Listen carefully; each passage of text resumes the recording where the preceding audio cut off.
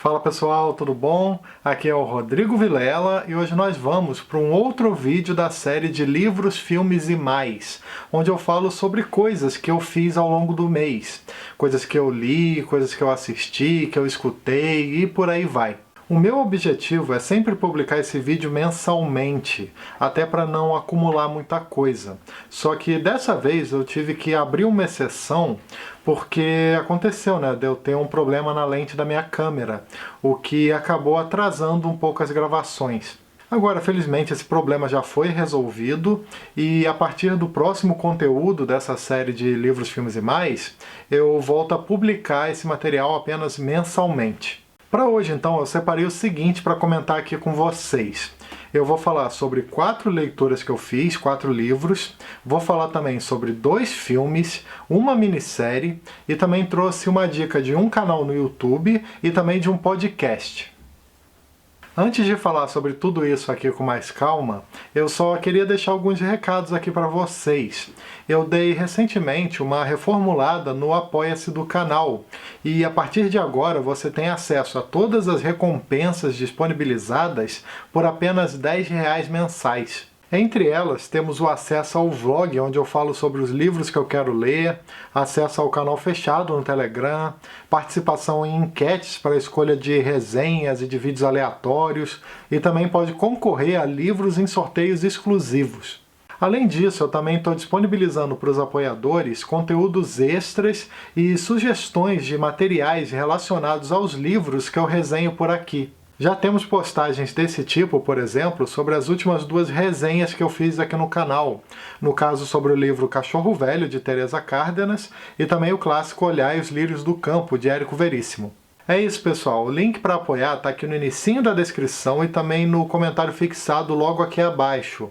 Ao se tornar um apoiador ou apoiadora, você me ajuda muito a continuar produzindo conteúdo aqui no YouTube. Começando então pelos livros, a primeira leitura que eu quero comentar aqui com vocês é uma famosíssima tragédia grega chamada Édipo Rei, de Sófocles.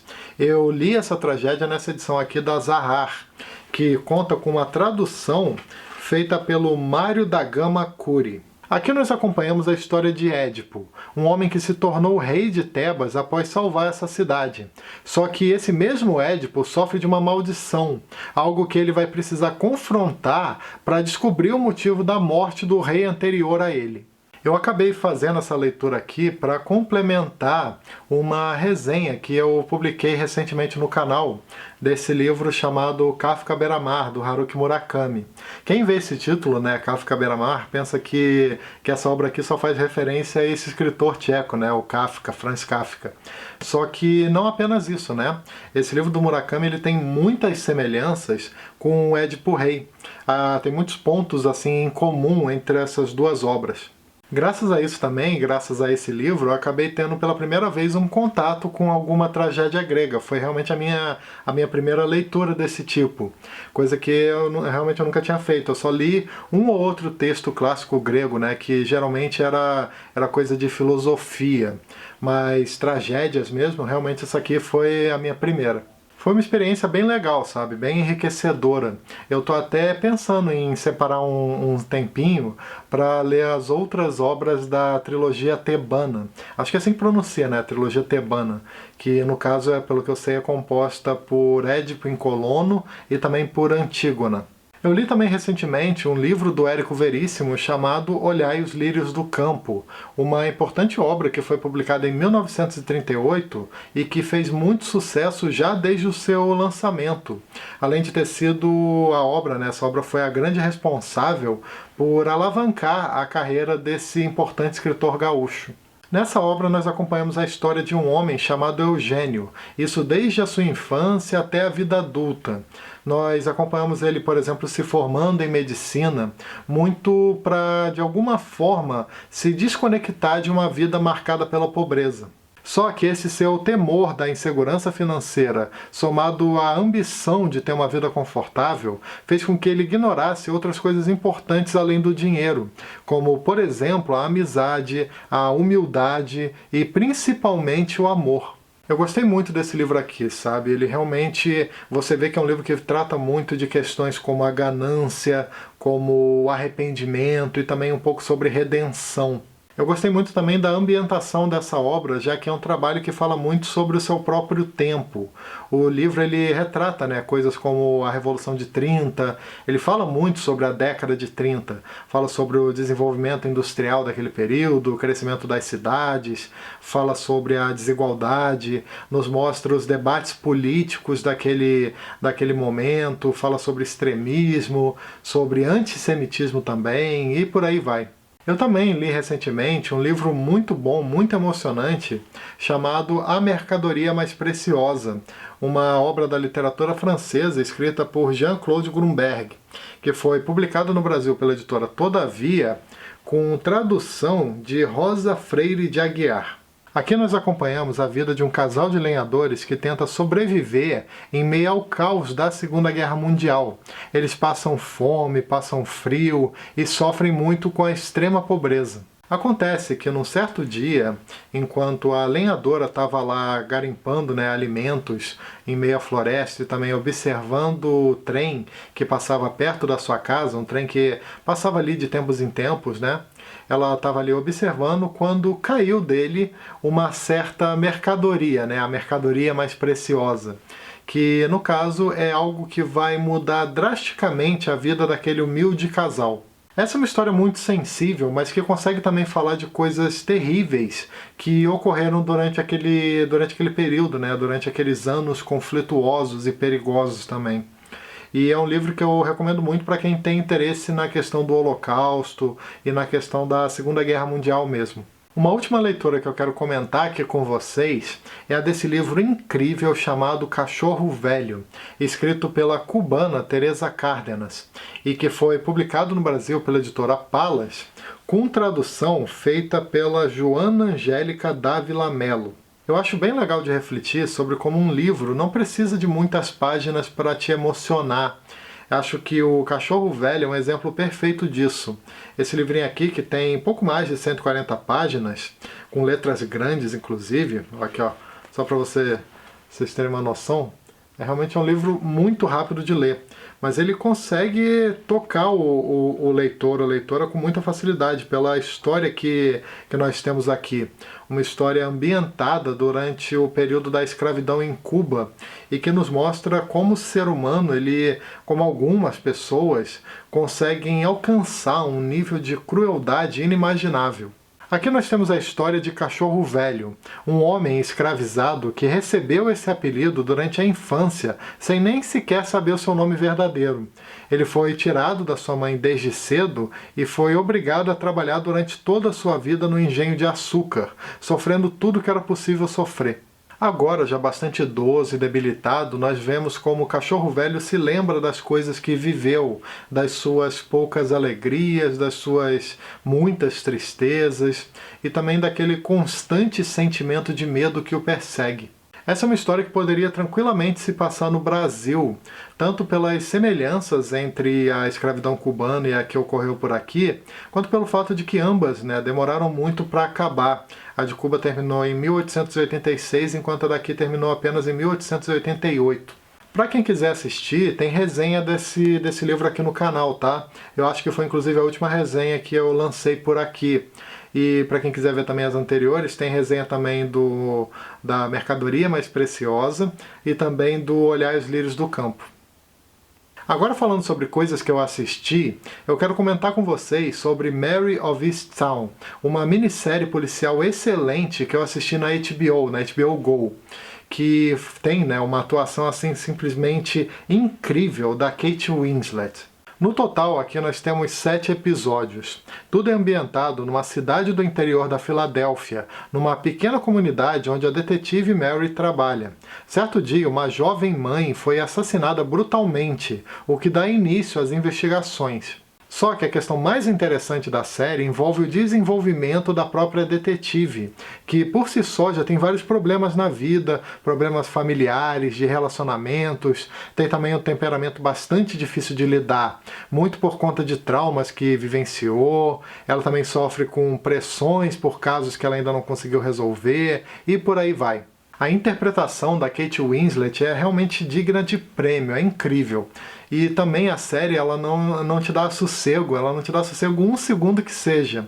Então você fica ali preso praticamente. Eu e a minha esposa, por exemplo, a gente não conseguia parar de ver. Eu gostei muito também da forma como todo o mistério se resolveu, sabe?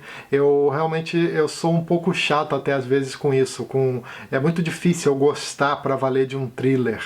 E eu também detesto, assim, com todas as minhas forças quando eu vejo algum tipo de solução rápida.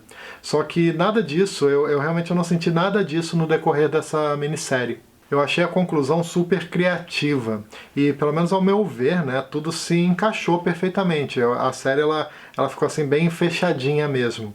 E eu não sei, né, se teremos uma nova temporada ou não. Eu acho que realmente se encaixa como minissérie. Não vejo porquê não vejo motivo mesmo para fazer uma segunda temporada ou alguma coisa assim. Pelo menos eu torço para que finalize aqui mesmo, porque já finaliza com chave de ouro. Agora falando sobre filmes, o primeiro que eu quero comentar com vocês é, ao meu ver, uma verdadeira obra-prima. Um filme que ele às vezes ele até parece uma pintura, de tão bonito que ele é. No caso, eu estou falando de Retrato de uma Jovem em Chamas, uma produção francesa de 2019 que teve a direção de Céline Sciamma. Esse filme, ele inclusive ganhou em algumas categorias do Festival de Cannes daquele mesmo ano. Aqui nós acompanhamos uma história ambientada na França do século XVIII. Uma pintora é contratada para fazer o retrato de uma jovem aristocrata, só que sem que ela saiba disso. A mãe dessa jovem fez esse estranho acordo com a pintora porque queria enviar um quadro da sua filha para um pretendente dela na Itália. Nisso, ao longo do filme, nós vamos acompanhando essa artista disfarçada de dama de companhia, apenas com o objetivo de conseguir guardar, de conseguir fixar na memória o rosto da outra moça, da aristocrata, e para fazer assim um quadro dela enquanto estivesse escondida. Acontece que nesse contato mais próximo entre as duas, a artista acaba se apaixonando, o que vai interferir tanto na conclusão desse trabalho, quanto nas decisões que ela vai tomar mais para frente. O filme, ao tratar da questão da homossexualidade durante aquele período, acaba também falando muito sobre a falta de liberdade das mulheres, que muitas vezes não conseguiam sequer decidir o seu próprio destino. Além disso tudo, o Retrato de uma Jovem em Chamas também é um filme lindíssimo de se ver. Ele tem várias referências, inclusive, a obras de arte clássicas.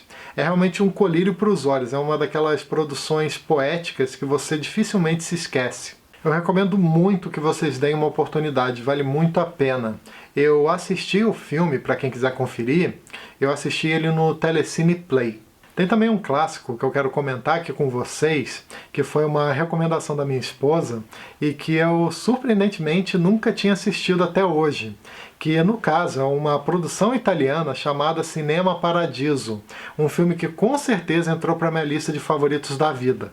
Para quem não conhece, esse filme foi lançado em 1988, com direção de Giuseppe Tornatore.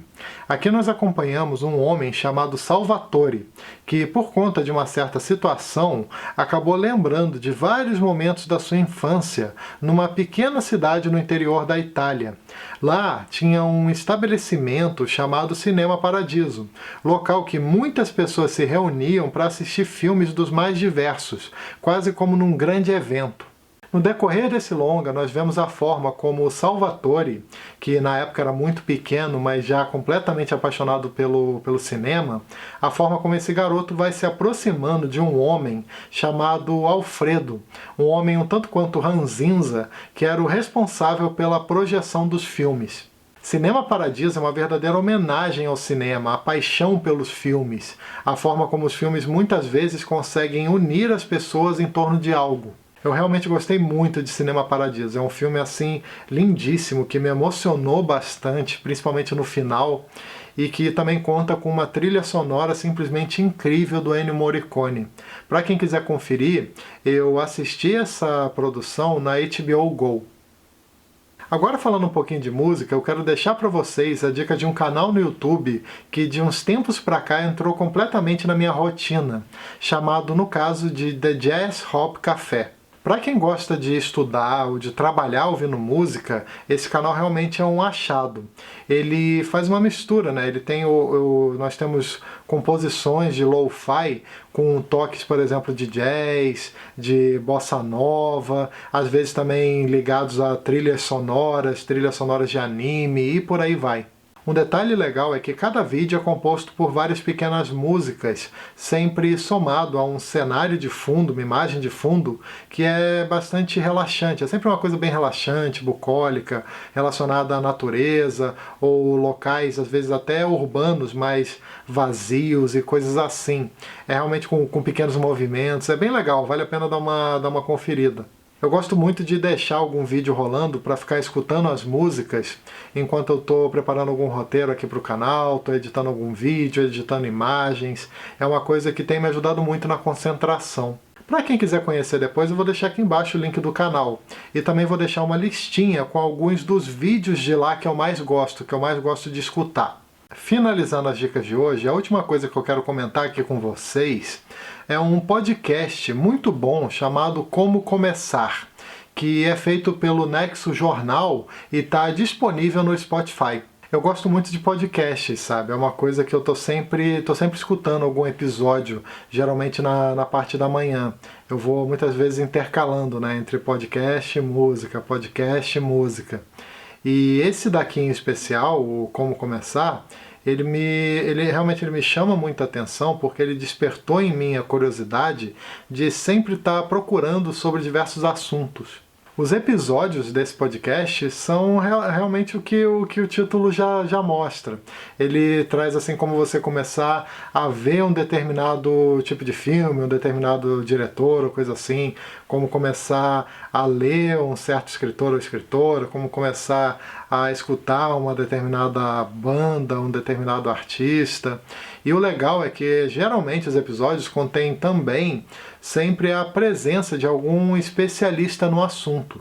São vários os temas, tem, por exemplo, episódio de como começar a assistir Alfred Hitchcock, a ler poesia, a ouvir ópera, a ler quadrinhos e muitas outras coisas. Vale muito a pena dar uma olhada. Com relação à literatura, por exemplo, eu escutei faz pouco tempo 2 episódios bem legais. Um sobre como começar a ler a obra do Amos Oz e um outro sobre a obra da Lígia Fagundes Telles. O que realmente é bem interessante, né? Tanto para quando você quer conhecer um determinado tema, né? No caso aqui um determinado autor ou autora, quanto aqueles que você até já conhece. No meu caso, por exemplo, com relação a esses que eu citei, eu nunca li nada do Amos Oz, então por isso que eu escutei o episódio. Já a Lígia Fagundes Telles, eu já li algumas coisas, mas eu queria ver um pouquinho, né? O ponto de vista de especialistas no assunto, descobrir também algumas curiosidades sobre ela e coisas assim. Então fica aqui a minha recomendação. Eu acho que já no próximo vídeo da série de livros, filmes e mais, eu vou trazer por aqui mais alguns podcasts, né? Como eu falei, é uma coisa que eu gosto bastante. E aí eu vou trazer alguns aqui, algumas dicas e tal, para quem gosta disso. Bom, é isso, pessoal. Espero que vocês tenham gostado desse vídeo de hoje. E eu aproveito também, como sempre, para lembrar que todo domingo às 18 horas tem vídeo novo aqui no canal, além de outros conteúdos que eu posso publicar aleatoriamente ao longo da semana. Se você gosta do conteúdo que eu publico por aqui e tem interesse em ajudar de alguma maneira, além do Apoia-se que eu comentei no início do vídeo, eu vou deixar aqui embaixo também alguns links da Amazon, inclusive os links dos livros que eu comentei aqui hoje, e aí basta clicar neles e efetuar qualquer pedido de qualquer coisa que o canal recebe uma pequena comissão. Também não esquece de dar uma curtida, que ajuda bastante o canal, de se inscrever aqui embaixo para ficar sabendo das novidades e também de clicar no sininho para receber as notificações cada vez que eu publicar um vídeo novo por aqui. Beleza? Então é isso aí. Até o próximo vídeo. Tchau!